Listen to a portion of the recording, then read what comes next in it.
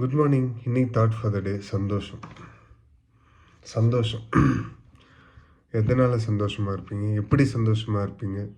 யார் கூட இருந்தால் சந்தோஷமாக இருப்பீங்க?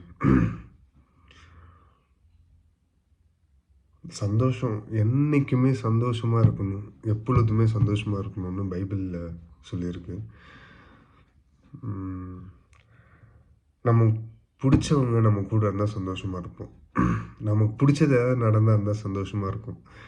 அதே மாதிரி நம்ம நமக்கு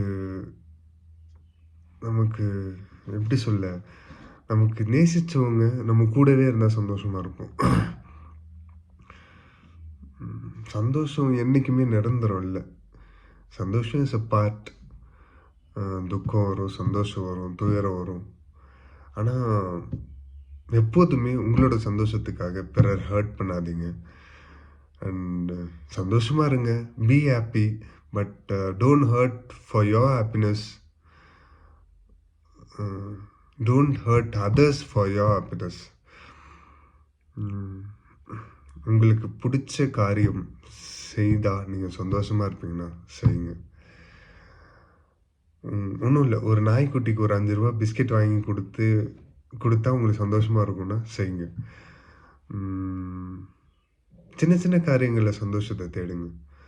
பெரிய காரியங்களுக்கு ஓவர் எக்ஸைட் ஆகாதீங்க. எக்ஸைட் ஆனீங்கன்னா எக்ஸைட் ஆகி சந்தோஷமாக இருங்க, எனக்கு எதுவும் பிரச்சனை இல்லை. ஆனால் அந்த எக்ஸைட்மெண்ட்டே ஒரு காலத்தில் அந்த எதிர்பார்ப்புன்றது நம்மளை ரொம்ப டவுன் பண்ணிடும். ஆனால் ஓவர் எக்ஸைட் ஆகாதீங்க. Be happy, stay com, stay blessed. Thank you. Have a nice day.